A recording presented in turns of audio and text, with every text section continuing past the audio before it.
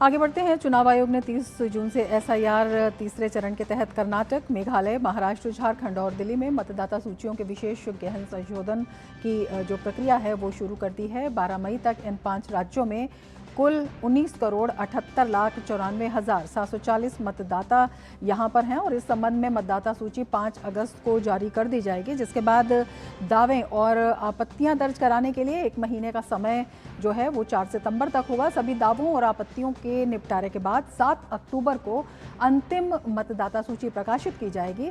SIR की प्रक्रिया के तहत बीएलओ आपको एन्यूमरेशन फॉर्म की 2 कॉपियां देंगे। इसमें एक बीएलओ के पास रहेगी, जबकि दूसरी बतौर रिसीविंग आपके अपने पास रखेंगे। इस फॉर्म के साथ कोई भी पहचान पत्र या दस्तावेज जमा नहीं करना है। घर पर नहीं मिले तो बीएलओ 3 बार आपके घर पर फॉर्म लेने आएंगे। यदि सर्वे के दौरान आपका घर बंद मिलता है तो बीएलओ फॉर्म को घर में डाल देंगे। फॉर्म कलेक्ट करने के लिए कम से कम 3 बार आपके आवास पर बीएलओ जाएंगे।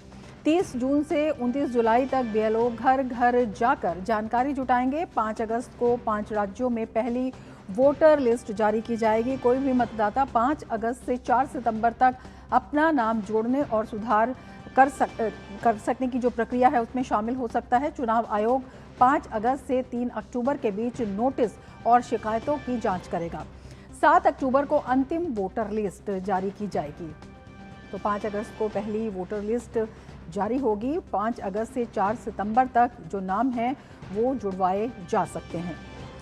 दिल्ली में विशेष गहन पुनरीक्षण एसआईआर प्रक्रिया आज यानी 30 जून 2026 से शुरू हो चुकी है। चुनाव आयोग के अनुसार एसआईआर की ये प्रक्रिया 29 जुलाई तक जारी रहेगी। इसका उद्देश्य ये सुनिश्चित करना है कि प्रत्येक पात्र मतदाता का नाम मतदाता सूची में शामिल हो और कोई भी अपात्र व्यक्ति सूची में ना रह जाए। इसका उद्देश्य मतदाता सूची को पूरी तरह से अपडेट और प्रामाणिक बनाना है। 12 मई तक दिल्ली में 1,48,23,234 पंजीकृत मतदाता हैं और राजधानी के 70 विधानसभा क्षेत्रों में मतदाता सूची को दुरुस्त करने के लिए 13,026 बीएलओ और राजनीतिक दलों के द्वारा नियुक्त 28,881 बीएलए घर घर जाकर सर्वे करेंगे। हाल ही में चले अतिक्रमण विरोधी अभियान के कारण जिनके घर टूटे हैं वे इस प्रक्रिया में शामिल नहीं हो पा रहे हैं। ऐसे बेघरों और विस्थापितों के लिए चुनाव आयोग की तरफ से विशेष व्यवस्था की जाएगी। और इसके बाद कर्नाटक की बात करें तो कर्नाटक में वोटर लिस्ट के स्पेशल इंटेंसिव रिवीजन यानी एसआईआर की शुरुआत 30 जून से हो चुकी है। इसका उद्देश्य मतदाता सूची को पूरी तरह से अपडेट और प्रामाणिक बनाना है। चुनाव आयोग ने बताया है कि ये प्रक्रिया 29 जुलाई तक चलेगी।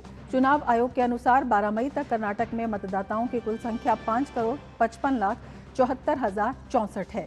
चुनाव आयोग की तरफ से सभी मतदाताओं से अपील की गई है कि वो बूथ लेवल अधिकारियों यानी बीएलओ को पूरी तरह से सहयोग करें, जिससे कि सबकी भागीदारी वाली पारदर्शी और नागरिकों पर केंद्रित मतदाता सूची तैयार की जा सके। इसके लिए 59,050 बूथ लेवल ऑफिसर बीएलओ 1 महीने तक घर घर जाकर वेरिफिकेशन करेंगे ताकि ये पक्का किया जा सके कि राज्य की वोटर लिस्ट सही है, पूरी है और अप टू डेट है। राजनीतिक दलों के द्वारा नियुक्त बीएलए की संख्या यहाँ पर 25,284 है। इसके साथ ही अगर हम महाराष्ट्र की बात करें तो महाराष्ट्र में भी विशेष गहन पुनरीक्षण अभियान की शुरुआत 30 जून से हो गई है और 29 जुलाई तक ये जारी रहेगी। इसका उद्देश्य मतदाता सूची को पूरी तरह से अपडेट और प्रामाणिक बनाना है। 12 मई तक महाराष्ट्र में मतदाताओं की कुल संख्या 9,86,64,413 है। एसआईआर के तहत 288 विधानसभा क्षेत्रों में मतदाता सूची दुरुस्त करने के लिए 97,924 बीएलओ नियुक्त किए गए हैं। राजनीतिक दलों के द्वारा नियुक्त बीएलए की संख्या 96,949 है। तो ये महाराष्ट्र के आंकड़े हैं। और आगे अगर झारखंड की हम बात करें तो झारखंड में भी प्रत्येक पात्र मतदाता का नाम मतदाता सूची में शामिल करने के मकसद से आज से एसआईआर की शुरुआत हो चुकी है और 29 जुलाई तक ये चलेगी। 12 मई तक झारखंड में मतदाताओं की कुल संख्या 2,64,89,777 है। 81 विधानसभा क्षेत्रों में मतदाता सूची दुरुस्त करने के लिए 29,571 बीएलओ नियुक्त किए गए हैं। राजनीतिक दलों के द्वारा नियुक्त बीएलए की संख्या यहाँ पर 21,664 है। तो हम तमाम उन राज्यों की बात बता रहे हैं जहां पर एसआईआर जो है वो प्रक्रिया आज से शुरू हो गई है। मेघालय की बात करते हैं। मेघालय में वोटर लिस्ट के स्पेशल इंटेंसिव रिवीजन यानी एसआईआर का आरंभ हो गया है, जो कि 29 जुलाई तक जारी रहने वाला है। इसका उद्देश्य सभी राज्यों की तरह ये सुनिश्चित करना है कि प्रत्येक पात्र मतदाता का नाम मतदाता सूची में शामिल हो और कोई भी अपात्र व्यक्ति सूची में ना रह जाए। 12 मई तक मेघालय में मतदाताओं की कुल संख्या की बात करें तो 23,43,252 है। 60 विधानसभा क्षेत्रों में मतदाता सूची दुरुस्त करने के लिए 3,551 BLO नियुक्त किए गए हैं। तो तमाम राज्यों में जो SIR की प्रक्रिया है वो शुरू हो गई है और मकसद ये है कि जो पात्र मतदाता हैं वो रहें और जो अपात्र मतदाता हैं उन्हें हटाया जाए, जिससे कि एक पारदर्शिता बनी रहे और मतदाता सूची जो है वो अप टू डेट रहे। ज्योति हमारे साथ बेंगलुरु से इस वक्त जुड़ रही हैं। ज्योति, किस तरह से ये प्रक्रिया शुरू हो गई है, क्या कुछ वहाँ पर जो कदम है वो उठाए जा रहे हैं और किस तरह से पारदर्शिता सुनिश्चित की जा रही है इस पूरी प्रक्रिया में? रमा जी, कर्नाटका में फाइनली अभी जून 30 से जुलाई 29 तक ये SIR की प्रक्रिया जारी रहेगी। आज से शुरू हुआ है, तो इसमें 5 करोड़ से भी ज्यादा जो मतदार है वो इस प्रक्रिया में भाग लेंगे। और इनके साथ साथ यहाँ पे जो BLO ऑफिसर्स है वो 59,000 से ज्यादा BLO ऑफिसर्स को यहाँ पे अपॉइंटमेंट कर चुके हैं। और उसके साथ साथ 31 डिस्ट्रिक्ट इलेक्शन ऑफिसर्स और 4 एडिशनल डिस्ट्रिक्ट ऑफिसर्स और 200 से भी ज्यादा इलेक्टोरल रजिस्ट्रेशन ऑफिसर और 300 से ज्यादा असिस्टेंट इलेक्टोरल रजिस्ट्रेशन ऑफिसर, 7,000 से ज्यादा BLO सुपरवाइजर्स और 1 लाख से ज्यादा बूथ लेवल एजेंट्स इसमें भाग लेंगे। तो ये जो बूथ लेवल ऑफिसर्स है वो घर घर जाएंगे, एनुमरेशन फॉर्म देंगे और एनुमरेशन फॉर्म में 2-2 सेट होता है, उसमें वहां पे फिल करना है जो वोटर्स को। तो यहाँ पे जो इलेक्शन कमिश्नर ऑफिस से भी यहाँ पे अनबू कुमार जी है जो प्रेस कॉन्फ्रेंस कर चुके हैं, उन्होंने ये भी क्लैरिटी दी है जब आप फॉर्म फिलअप करते हैं कोई एविडेंस मतलब कोई डॉक्यूमेंट्स या आधार कार्ड पैन कार्ड देने की जरूरत नहीं है। जो 2 set of enumeration form paper है उसको फिल करना चाहिए। और उसके साथ साथ 3 बार electoral officers booth level officers घर में जाएंगे और वहां से उनके वोटर्स से इंफॉर्मेशन मांगेंगे। और इसके साथ साथ ऑनलाइन के थ्रू से भी यहाँ पे जो वोटर्स है वो फॉर्म फिलअप कर सकते हैं through voter service portal ECI NET से, उस तरीके से भी वो फॉर्म फिलअप कर सकते हैं।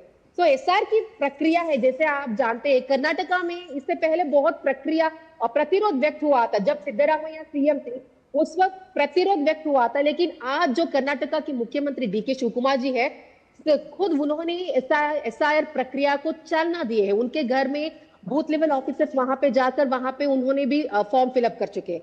और जो कर्नाटका की लोगों को उन्होंने ये भी कहा है कि ये जो प्रक्रिया है SIR की प्रक्रिया स्पेशल इंटेंसिव रिवीजन प्रक्रिया में सब लोगों को 5 करोड़ लोग जो मतदार है सबको इसमें हिस्सा लेना होगा।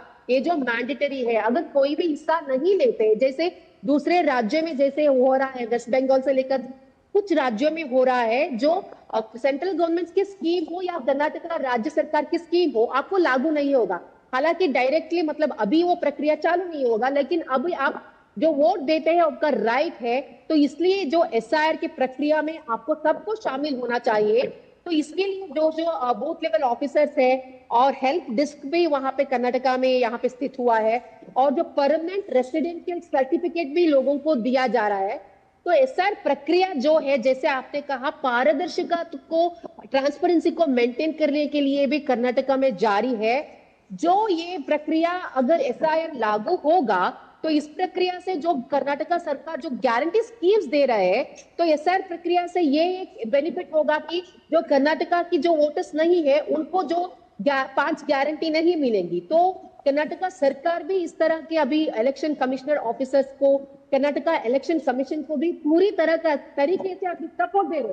पहले कर्नाटका सरकार सिद्धरामैया जब CM थे, उनके जो कैबिनेट मिनिस्टर्स के साथ साथ सभी लोग इस SIR प्रक्रिया को विरोध किए थे, क्योंकि वेस्ट बंगाल में जो वोटर्स है मतलब लाखों से ज्यादा वोटर्स का नाम डिलीट हुआ है, इसलिए वो उनका जो एक भय था, वो डर था, वो माहौल था। लेकिन वैसा नहीं है जैसे केंद्र सरकार पहले दिन से इस विश्वास की एक बड़ी वजह ये भी है कि क्योंकि आपत्ति दर्ज कराने के लिए भी समय दिया गया है कि अगर किसी को किसी तरह की आपत्ति है या किसी भी तरह का अगर किसी को चिंता है तो वो अपना दर्ज करा सकता है। तो ये अपने आप में इसकी जो ट्रांसपेरेंसी हम कह रहे हैं या इसका जो सही तरीके से अपडेट करने की बात कर रहे हैं, तो ये प्रोविजन जो है ये केंद्र की तरफ से किया गया है। तो इसमें भी एक बड़ा विश्वास जो है लोगों में हो, चाहे राज्य सरकार हो, उसमें कायम किया है।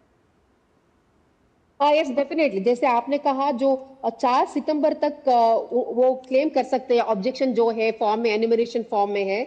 और फाइनल इलेक्टोरल रोल्स जो है अक्टूबर 7 में पब्लिश होगा। जो कर्नाटका सरकार ये बहुत मतलब जो वोटर्स को अपील किए हैं, डीके शिव कुमार जो मतदार है अभी 18 साल हुए हैं, वो भी उसे जो कोई भी फॉर्म देंगे, उनका जो वोटर आईडी देंगे, तो उसके हिसाब से उन्हें भी फॉर्म फिल करने की आवश्यकता पड़ सकती है। और फैमिली में अगर कोई नहीं, ये जो family head of the family हो, दो कुटुंब में कोई भी हो सकता है, वो भी फॉर्म फिलअप कर सकते हैं। जो कर्नाटका सरकार भी अभी तक मतलब पहले जो एक विरोध व्यक्त कर रहे थे, लेकिन अभी जो इलेक्शन कमीशन का जो सेंट्रल इलेक्शन कमीशन का जो भी नॉर्म्स है वो फॉलो कर रहे हैं। उसके साथ साथ साथ अगर जो कुछ भी हालांकि जो ऑनलाइन फॉर्म है, शायद पोर्टल बहुत लोगों को इसके बारे में पता नहीं चलता है, तो इससे डीके शिव कुमार जी, मुख्यमंत्री जी ने अपील कर चुके हैं, अगर अगर आपको ऑनलाइन फॉर्म फिल नहीं कर सकते हैं, क्योंकि मैं फिल नहीं कर पाया हूँ, अगर ऑनलाइन पोर्टल से आप फिल नहीं कर सकते, 3 बार आपको चांसेस है, तो आप फिल कर लीजिए। जो कुछ भी फॉर्म्स है, जो कुछ भी नॉर्म्स है या रूल्स है, रेगुलेशंस है, वो सब आपको फॉलो करना होगा। और कर्नाटका की जो कंदाई डिपार्टमेंट है, रेवेन्यू डिपार्टमेंट में, वो भी इनमें से हेल्प कर रहे हैं। हेल्प डेस्क के थ्रू 7,000 से भी ज्यादा असिस्टेंस सेंटर है। उसके साथ साथ परमानेंट रेसिडेंशियल सर्टिफिकेट भी देंगे। जो अपात्र नहीं है, जो पात्र है, जो कैंडिडेट है, उनको भी कर्नाटका सरकार वो सर्टिफिकेट प्रोवाइड करने में कर्नाटका सरकार अभी उसमें एक्टिवेट हो रहे हैं। तो ओवरऑल अगर हम एसआईआर प्रक्रिया में देखें, तो पहले जो विरोधाभास व्यक्त हुआ था कर्नाटका सरकार के थ्रू, अभी नहीं है। खुद और मुख्यमंत्री ज्योति, इसे डीके शिव सरल कुमार भी बनाया गया है, अप्रोचेबल भी बनाया गया है कि आप ऑनलाइन भी कर सकते हैं। बीएलओज हैं वो भी 3-3 बार आपके यहाँ जाएंगे। इसके साथ जो बीएलए हैं उनकी भूमिका क्या रहने वाली है, वो भी बड़ी संख्या में राजनीतिक दलों के द्वारा नियुक्त किए गए हैं, उनकी भी अलग अलग संख्याएं दी जा रही हैं।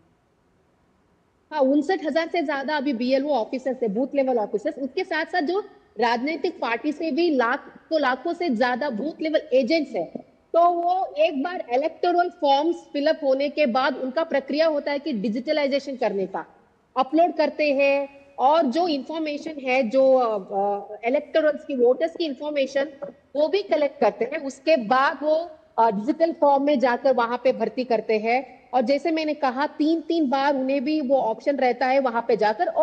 और जिस घर की प्रक्रिया होती है, एसआईआर की प्रक्रिया होती है, उस घर की दरवाजे पे वायोलेट स्टिकर, मतलब उन्हें भी पता चलना चाहिए ना, ये एसआईआर प्रक्रिया में ये भाग ले चुके हैं। तो कंप्लीट होने के बाद वहां पे वायोलेट स्टिकर वो लगाते हैं। उसके साथ साथ जो प्रक्रिया में भाग नहीं लिए हैं, उनको वहां पे उस दरवाजे को रेड राउंड स्टिकर वहां पे बिल्कुल, लगाते हैं। एक सही सूची जो है वो अपडेट हो और जो पात्र मतदाता हैं वो अपडेट हो, इस लिस्ट में ये बेहद जरूरी हो जाता है। बहुत शुक्रिया ज्योति तमाम जानकारी के लिए।